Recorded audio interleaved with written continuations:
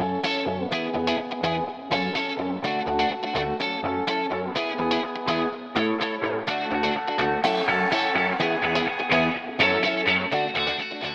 on social media, where you exposed all the comments that came your way. What was the thought behind it? मतलब मुझे ना आज तक जितने लोगों ने पूछा है आप ट्रोलर्स का क्या रिस्पॉन्ड करते हो, how do you react to that, what do you say, और हर इंटरव्यू में आज तक मैंने बोला मैं ट्रोल्स पढ़ती ही नहीं हूँ, मैं अपने पोस्ट के नीचे कमेंट्स पढ़ती ही नहीं हूँ.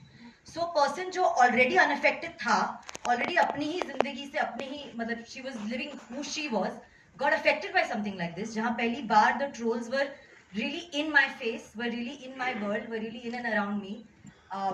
I just had to say it. I said, I mean, अगर आप ऐसे एक पिक्चर करो तो आपको बोलना ही पड़ेगा, वरना कोई सुनेगा नहीं. Which is why when the team said कि आवाज उठाऊंगी तो उठाऊंगी, मतलब there was no other way for doing it or knowing it. It's something I felt कि मैं इग्नोर कर सकती थी, मैं उन ट्रोल्स को डिलीट कर सकती थी, बट ऐसे नहीं यार, एक जवाब तो बनता है, तो जवाब दे दिया बस. Perfect. I also have a question for Vinod sir. This is your first production into the film. Why a film like this to begin with? As I said, it's a big idea.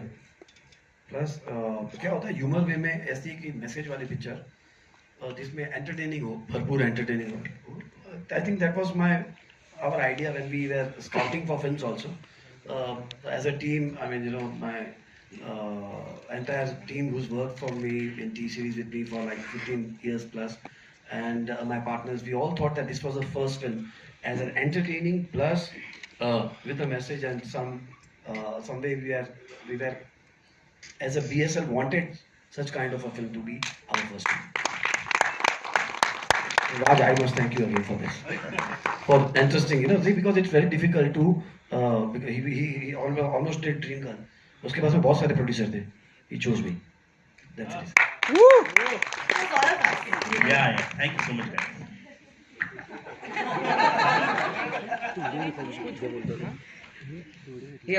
Raj sir, Vinod sir, आपसे सवाल है मेरा. आप लोगों ने अभी बताया कि ये जहाँ पे जो शूट हुआ था, एंड अभी नुसरत ने बताया कि about the condom she went, अगर वो जाए तो सारी जगहों को पता चल जाएगा.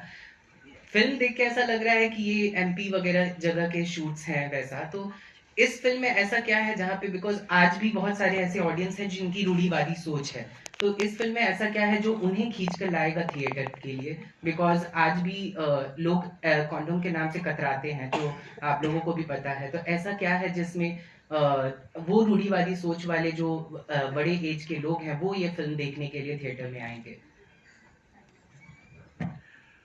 देखिए क्या है कि हमारे हिंदुस्तान में ना दो सोच के लोग हैं. जो पॉजिटिवली लेते हैं इस चीज़ को, उनके लिए तो खैर ये फिल्म बनी है, वो आके देखेंगे ज़रूर. और जो नेगेटिव लेते हैं इस चीज़ को कि अरे भाई इस तरीके की चीज़ें हमारे घर में नहीं होनी चाहिए या हमारे परिवार में नहीं होनी चाहिए. आप ये लगा लें कि अगर एक इस तरीके की फिल्म जब आती है जहाँ मैंने पहले भी कहा है कि हम सोच बदलने नहीं निकले हैं. वो सोच बदलने का वो जो है वो जब तक आप अपने ऊपर एक्सपीरियंस नहीं होता, जब तक आपको अपने ऊपर नहीं बीतती है, तब तक आप किसी की सोच चेंज नहीं कर सकते हैं. जब आप खुद रियलाइज नहीं करते हैं इस चीज को कि यार this is a very important चीज फॉर अस. तो ये एक फिल्म के माध्यम से हमने सिर्फ ये बताया कि these are the options. Solution क्या है वो आपके ऊपर है, आप किस तरीके से उसको ट्रीट करते हैं. आज बहुत सारे आप देखें ना, आप जो सिगरेट पीते हैं या शराब पीते हैं, जो लोग, वो लिखा भी होता है कि शराब पीना स्वास्थ्य के लिए हानिकारक है, लेकिन पीने भीड़ लगी हुई है. तो हम चेंज करने की कोशिश निकले, हम ये बताने निकले कि हाँ हमारी सोच ये है, आपकी सोच अगर ये नहीं है तो that's the only thing we have created. और जो आप 10 जून को देखेंगे, कहानी में बहुत सारी चीजें ऐसी हमने डाली हैं जहां पर जिन्हें लगता है 1% पे कि ये फिल्म उनके लिए बनी है, तो definitely they will follow. And I feel like humour यार, कॉमेडी, फैमिली, जो बात राज की राइटिंग इतने सिंपल तरीके से बोल देती है, एक लाइन में, मतलब हम हंसते हैं, बट जब आप हंसते हो ना तो आप चीजों को और आसानी से एक्सेप्ट कर सकते हो. तो I feel a big idea and a big thought, अगर आप हंस के एक्सेप्ट कर सको तो maybe you will change that about yourself in life. तो I think that's one big thing why अगर एक दूसरी सोच के या एल्डर लोग भी आए फिल्म देखने तो उससे जुड़ जाएंगे, उस ह्यूमर से, उस इमोशन से जुड़ जाएंगे, और शायद कहीं खुद से उनकी सोच बदले. Thank you. और हमारे एक चीज बताता हूँ, हमारे अंदर लोग ना कंडोम बोलते हैं, भैया वो कहना बंद कर दो भैया. कंडोम होता है, क्योंकि मुझे ना एज अ राइटर मुझे बड़ा चुभती है सब चीज़ें। हर वो भी कह रही थी कॉन्डोम कॉन्डोम कॉन्डोम कंडोम। तो मैं थोड़ा सा आपको क्या ना ऐसा ना कि मेडिकल स्टोर पे जाओ कुछ मांगो कुछ दे कुछ और दे, तो मैं थोड़ा सा भाई ने बोला थोड़ा सा कंट्रोल worried हूँ। बोलने का तो बोलने का। जी, आशीष बोल रहा हूँ यहाँ इंडिया से। इधर इधर राज सर, विनोद सर, पहले तो बहुत बहुत बधाई। मतलब माध्य की तारीफ करनी पड़ेगी कि राज जी, कम से कम आपके लिए तो बहुत बहुत बधाई मैं इसलिए बोलूंगा क्योंकि पहली फिल्म जब आपने शुरू की ड्रीम गर्ल, मास एंटरटेनर थी, इतना जबरदस्त पेनिट्रेशन था, चाहते तो आप बहुत बड़े स्टार कास्ट के साथ शुरू कर सकते थे, इवन विनोद सर भी, लेकिन उसने इस ऑनसेंबल कास्ट पे भरोसा किया, इस स्टोरी पे भरोसा किया, और इतना फाड़ू ट्रेलर जो लोगों को जरूर पसंद आएगा, हमें तो बहुत पसंद आया। पहली बात ये कि ये जो विश्वास है, ये ट्रस्ट अपने एक्टर्स पे, स्टोरी पे, वो कैसे आया, और ये जनहित में जो आपने ऐसी स्टोरी लेकर आए हैं वो कैसे कर लेते हैं। उसके बाद नुसरत से मेरा सवाल होगा। थैंक यू सो मच, आपने इतना तरीके वाला सवाल पूछा और विशेष आपकी, थैंक यू सो मच। क्या है कि हर एक राइटर के जहन में एक चीज़ होती है कि मुझे इस किस्म की फिल्म लिखनी है या बनानी है। मैंने पहले भी कहा कि हमारे यहाँ पर इस वक्त जो हालात हैं, स्पेशली हम जिसको बॉलीवुड कह रहे हैं, तो लोगों को एक कंटेंट ड्रिवन फिल्म चाहिए, और ऐसी कुछ फिल्म चाहिए शायद उन्होंने बिट्स एंड पीसेस में सुनी हो लेकिन कभी देखी ना हो। उस बारे में आज हम लोग सब अवेयर हैं इस बात से, लेकिन हम लोग कहीं ना कहीं इग्नोर करते हैं इस चीज़ को। तो मुझे ऐसा लगा कि बीइंग एज अ राइटर मुझे इस किस्म की फिल्म लिखनी चाहिए और लोगों को अवेयर करने के लिए। देखिए मैं आपको बताऊं कि जैसे हम कभी नॉवल पढ़ते हैं ना, तो नॉवल में कोई सुपरस्टार नहीं होता, वो नॉवल ही सुपरस्टार होती है। आप अपने जहन में उस चीज़ को बिठाते हैं कि हाँ, ये मेरा किरदार है और ये किरदार लेके मैं आगे बढ़ रहा हूँ। हमेशा हम लोगों ने एक लड़के को ही, आदमी को ही कॉन्डोम सेल्स करते हुए देखा है, यू नो।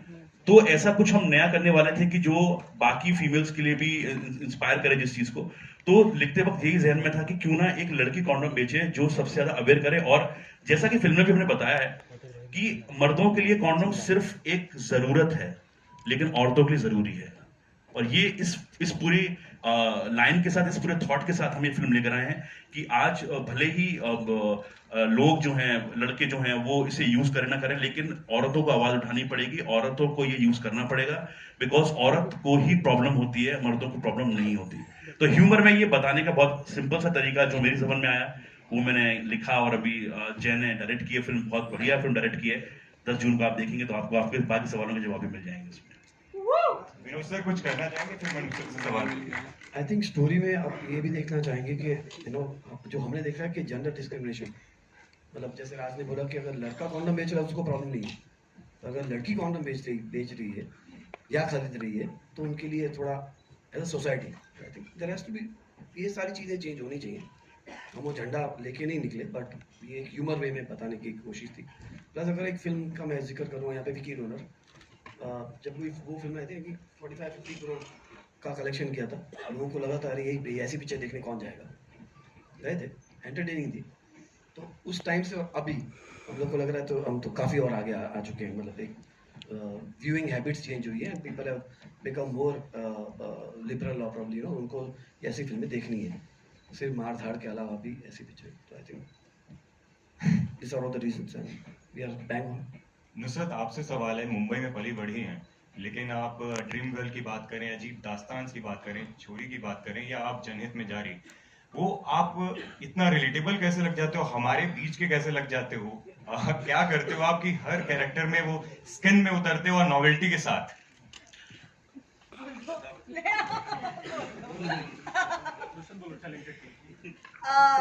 टैलेंटेड हूँ। नहीं यार, एक्चुअली जब मैं एक फिल्म की कहानी सुनती हूँ तो मैं ऑडियंस के तौर से सुनती हूँ। आई हैव ऑलवेज मतलब मैं वो जनता हूँ यार, गेटी गैलेक्सी, चंदन थिएटर में यहाँ फिल्में देख के बड़ी हुई हूँ। तो एक्चुअल ऑडियंस को जिस तरह से फिल्म देखते और एंजॉय करते हैं, मैं उसी पे बेस करती हूँ कि मैं क्या करूंगी क्या नहीं करूंगी। तो आई थिंक मेरा वो ग्राउंडिंग स्कूलिंग है एक ऑडियंस के पॉइंट ऑफ व्यू से है कि अब जब मैं काम करती हूँ तो I become one of that. अगर मैं उस स्टोरी का या उस वर्ल्ड का हिस्सा नहीं बन सकती तो शायद मैं सामने से बोलूंगी राज को या जय को या जिसको भी कि मैं आपकी फिल्म नहीं कर सकती कि I don't think I can fit into this world. तो मुझे अपने आप पे उतना कॉन्फिडेंस है जहाँ मैं कर सकती हूँ, जहाँ मैं नहीं कर सकती। maybe that.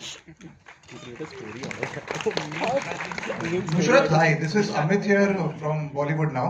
Hi Amit. Nusrat, इससे पहले दीपिका ने भी एक बोल्ड किरदार निभाया था, वानी ने भी निभाया और अब आप निभा रहे हो. So our Bollywood or our actress is more open now to all these, bold characters. यार Amit, I think they are normal characters. हम जो ये बोल्ड का टाइटल देते हैं ना, I think उसी से डिस्क्रिमिनेशन होती है, राइट? क्या है, कहानी है, एक लड़की की कहानी है. चेंज बताती हूँ क्या हुआ है. पहले लोग एक लड़की की कहानी देखने के लिए इतने रेडीली जाते नहीं थे. तो जिन लोगों ने फीमेल सेंट्रिक फिल्म्स लिखी और जिन एक्ट्रेसेस ने वो रोल्स किए और जितना भी बिजनेस हुआ, उससे हम सबको, एटलीस्ट द न्यू जनरेशन और the ones that are aspiring to be bigger, उनके लिए एक अच्छा सा एक रास्ता खुल गया, where directors, producers, writers can take a chance and make a film for a girl. But वो बोल्ड मुझे नहीं लगता. I feel like it's a film, it's a story. किसी एक लड़की की कहानी है, हमने उठा के बना दी. एक्स्ट्राऑर्डिनरी होगी तो ही बनेगी ना. मेरा सवाल जय जी से भी है कि जय जी, आपके जहन में माने किस तरह से फर्स्ट चॉइस नुसरत ही थी ये किरदार जो निभा सकती है? वो है क्या उधर, वो आएगी क्या? नुसरत ही थी, क्योंकि जब राज ने मुझे ठीक है, मैं बात करता कहानी हूँ सुनाई तो राज चूंकि ही हैज वर्क हाँ, मैं बात करता हूँ, सेट की भाई इसको हम नुसरत को ही हम इस फिल्म में लेंगे. कितने बजे? So, कितने बजे? पहले जो इस फिल्म में सबसे पहला इंसान लॉक हुआ था वो नुसरत ही थी. उसके बाद मैं लॉक. नहीं, हम लोग डिसाइड के मिलके एक काम करते हैं, जय को सुनाते हैं.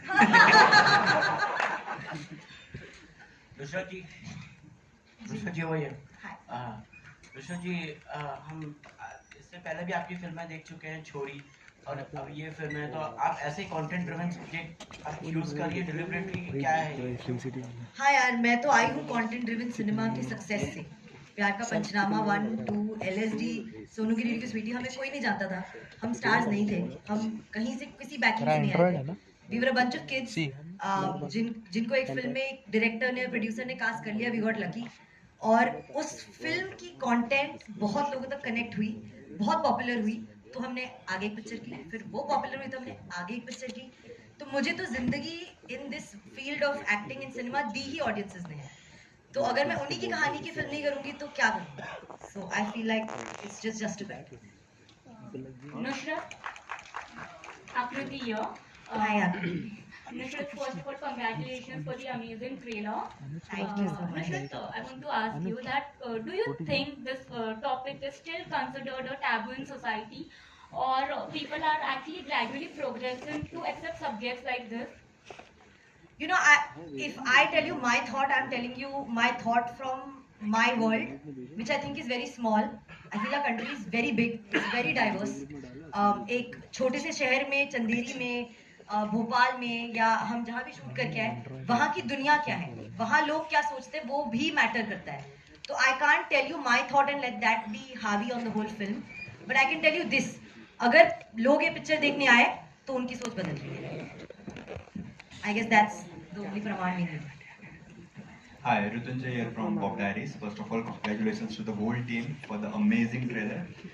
And so, Nusrat, I have a question for you. Like, of lately, you have been picking scripts like very content-based and performance-oriented, right from Chhalang, then Chori, then we can say Ajeeb Dastans, and now Janheet Mejari is also looking good. So, how's this process of choosing the scripts and choosing a story? Like I said, मैं audience point of view से देखती हूँ यार. अगर मुझे narration में मजा आया तो मैं फिल्म करूँगी. अगर मुझे narration में कुछ emotions था या impact हुआ या कुछ feel हुआ as an audience कि मैं इस फिल्म को टिकट खरीद के देखने जाऊँगी, तो मैं वो फिल्म करती हूँ. फिर वो ड्रीम गर्ल क्यों ना हो, फिर वो छलांग क्यों ना हो, फिर वो सोनू की रीड की स्वीटी क्यों ना हो. So that's the only parameter on which I judge it. टाकतो 2 मिनिटात टाकतो 2 मिनिटात.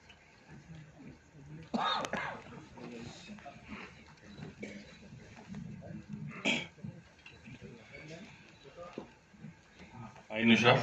हाय नीरव, कैसे हो? बढ़िया. एकदम बढ़िया. अच्छा, कुछ लोग ऐसे होते हैं ना, सवाल पूछे कुछ जवाब दे देते. कैसे हो? बढ़िया. अच्छा, कौन सी है भाई? नुसरत ने अभी तक प्रॉमिस की है. नहीं, मुझे अच्छा नहीं लगा. Nusrat, like you are carrying movie on your shoulder now currently. This is the second movie, Chori के बाद, And first of all, congratulations. It's a content-driven movie. जब आपको पता चला आपका कैरेक्टर कि आपका रोल है जिसमें आपको कॉन्डम बेचना है, what was your first reaction on that?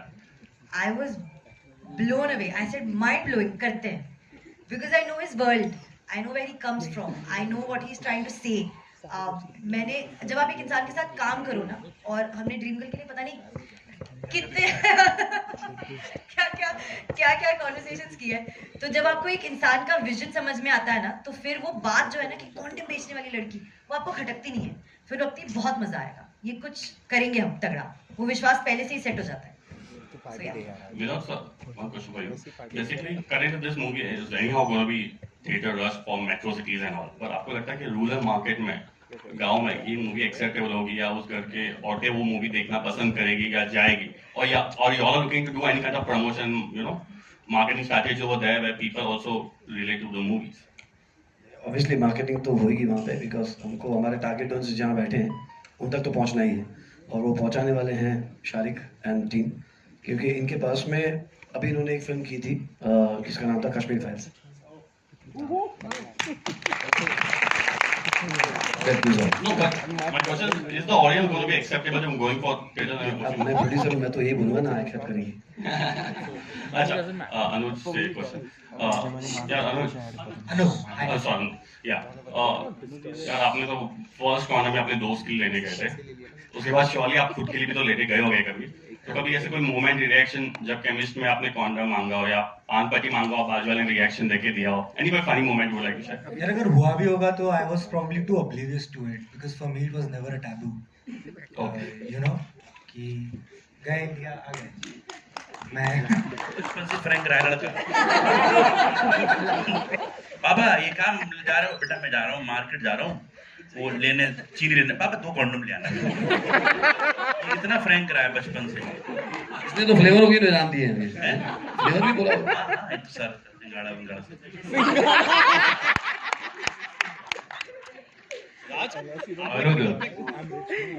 अपने इसे टीम्स कलीग्स को कभी बोलने दिया, मतलब वो तो पहले सोचने से पहले 10 बार सोचते होंगे कि राज काउंटर अटैक कर देगा. मैं यार मैं राइटर आदमी, मुझे बोलने का मौका बड़ा कम मिलता है. आज मिला है तो बोलूंगा यार. आपने सबको काउंटर अटैक कर दिया. Thank you for your question. Thank you. Hi Nusrat, this is Hi, this is Shrestha from Desi Martini. Congratulations for such a good trailer. Thank you. Yeah, we saw that you are having both fun and emotionally high-pitched scenes in the trailer. So any behind-the-scene memory or prepping for the film which is very close to your heart? यार इस film में unlike other films, इस लड़की का character ना थोड़ा ज्यादा in your face है, थोड़ी एक तेज है, थोड़ी एक करारी है. तो सारे डायलॉग्स मुझे रियलाइज अब हुआ जब मैं डब कर रही थी कि इतने फास्ट बोले हैं कि मुझे अब डब करते हुए समझ में नहीं आ रहा कि कौन है ये लड़की, इतना तेज क्यों बोल रही है, कैसे करूं मैच में. तो वो डायलॉग्स, वो प्रेप मेरे लिए मुश्किल थी, क्योंकि I am not used to speaking that fast in any other film, but I wanted to bring that in this film, bring that flavour in her. तो वो मेरे लिए मुश्किल था, क्योंकि डायलॉग्स लिखे भी बहुत लंबे लंबे थे राज सर ने पहली बार मेरे लिए. मैं कम पैसे लेके ज्यादा लिखता हूँ, क्या इशू इसमें? एकदम 1.5 घंटा पिक्चर भी ज्यादा बड़ी बना दी. इन्होंने मुझे डे 1 बोला था कि let's make a big film, तो मैं अगर 1.5 घंटा बना दी, मैंने एक के पैसे में 2 ले लो आप, बाद में होकर कहते नहीं इतना नीचे. जय, मेरा सवाल आपसे है, जब इतने कमाल के एक्टर्स हों साथ में तो कितना आसान हो जाता है आपके लिए इनको डायरेक्ट करना, और दूसरा राज जैसे मतलब इतना लगातार हम लोग को एंटरटेन कर रहे हैं, तो सेट पे कैसा माहौल रहता था? तो चूंकि ये एक ह्यूमर फिल्म है, सेट पे माहौल तो बहुत ही ह्यूमरस था. लोग हमने हंस खेल के पिक्चर बना दी.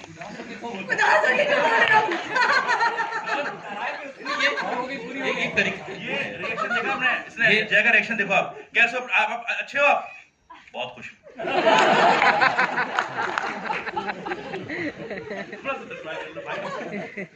नहीं, बहुत हंसते खेलते ये फिल्म बन गई.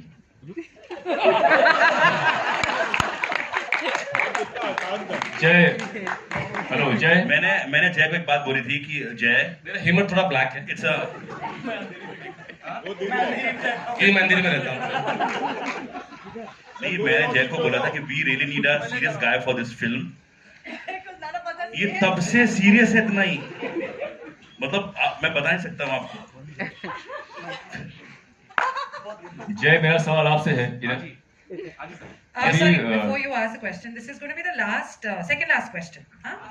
टैग लाइन अभी देखा मैंने कि परिवार इतना बड़ा न हो जाए कि परिवार के साथ बैठकर पूरी फिल्म ना देख सके, तो कितना इत्तेफाक रखते हैं आप इस बात से और क्या कहना चाहेंगे आप? कोई भी इसका जवाब दे सकता है आपके अलावा। बेसिकली परिवार का मतलब ये है कि जो हम 130 करोड़ जनता हमारी हो गई है, उसका संदर्भ वहाँ से रिलेशन था, उसका बेसिकली उसका कनेक्शन वहाँ से है कि हम इतने भी ना हो जाए कि हाँ जगह न मिले बैठने के लिए, खड़े होने के लिए। बेसिकली बोलने का व्यंग ये है कि आज हमारे देश में ये जनसंख्या के कारण जो इम्पैक्ट हो रहा है, जैसे अनएम्प्लॉयमेंट है, रोजगारी है, जैसे कोरोना में हम वैक्सीनेशन लेते लेते हमको काफी टाइम लगे, अभी the last country to have vaccinated. So my point is that कि बोलने का मतलब ये कि अगर हमने कॉन्डम की इम्पोर्टेंस को आज से 55 साल पहले समझ लिया होता तो आज ये नौबत नहीं आती। तो हमारा देश का सबसे बड़ा टैलेंट है वो बाहर जा रहा है। क्यों जा रहा है? बिकॉज हमारे यहाँ पे एम्प्लॉयमेंट कम है, पोवर्टी कम है, इन चीज़ों के कारण। तो पॉपुलेशन का कितना असर पड़ता है इन चीज़ों पे वो हम देख ही रहे हैं, हम भुगत चुके हैं इन चीज़ों के कारण। तो कॉन्डम की इस फिल्म से हमने इतना ही कहा कि कॉन्डम की इंपॉर्टेंस को समझो। अगर वो हम समझ गए होते तो आज इतने 130 करोड़ नहीं होते। तो व्यंग बेसिकली परिवार का ये था। अच्छा, एक व्यंग और था जो आपने छतरी वाला कंडोम का बताया, नोएडा वाला, वो वाकई इत्तेफाक है? वो सच है, वो सच है। हमारा प्लांट ऑलरेडी चालू है नोएडा में। आप एडवांस पेमेंट कर सकते हो आप। हाँ, और लिटिल अम्ब्रेला नाम है ब्रांड का, और ये प्रमोट करते हुए नुसरत नजर आ रही है। तो वो सच है, हम अपना खुद का कॉन्डम ब्रांड लॉन्च कर रहे हैं, बहुत जल्दी मार्केट में बहुत अच्छे हैं। मैं तो 14-15 साल की उम्र से खरीद ही रहा हूँ। मेरी बात मानिए जरूर। और अनुज ने जोड़ के उसकी जैकेट बनवाई है।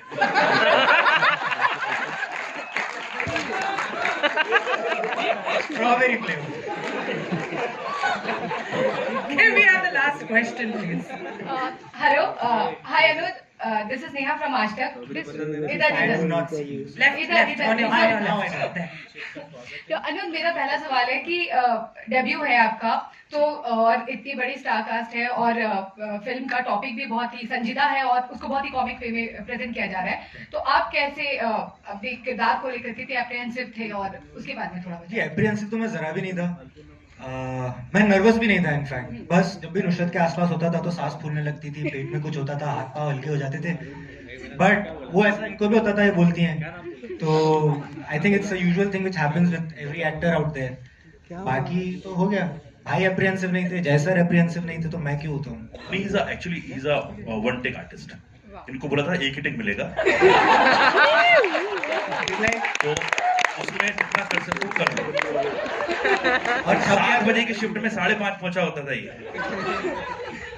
ओवर एंथुसियास्टिक नहीं, मतलब पारितोष आपसे भी सवाल है कि एक एंकरिंग जो है वो आपका एक वो मेन फोटे है और अभी एक्टिंग की तरफ आपका रुख है, तो कैसे एंजॉय कर रहे हैं एक्टिंग को आप?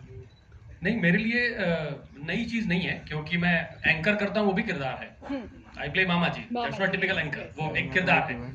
तो रियलिटी में भी वो एक फिक्शनल कैरेक्टर है, इसमें भी ये करना था। और ये मामा जी से मुश्किल है, क्योंकि मामा जी के पास उम्र का तजुर्बा है। मामा जी के पास उम्र का तजुर्बा है। शादी हो गई ना, चलना। तो इसलिए और किरदार करना मुझे अच्छा, क्योंकि मेरी स्कूलिंग और बैकग्राउंड जो है थिएटर है, तो कुछ 20 सालों का जो है, तो 50 उम्र का पता नहीं चलता, एक्टिंग करते हुए हो गए 20 साल, तो वो इसलिए अच्छा था। और एक और बात मैं सोच के आया था, घर से बोल देता हूँ इससे पहले सवाल बंद हो जाए। 2 तरह की फिल्में आती हैं हमारे वहाँ, कुछ बड़ी फिल्में आती हैं और कुछ फिल्में आने के बाद बड़ी होती हैं। ये दूसरी वाली है।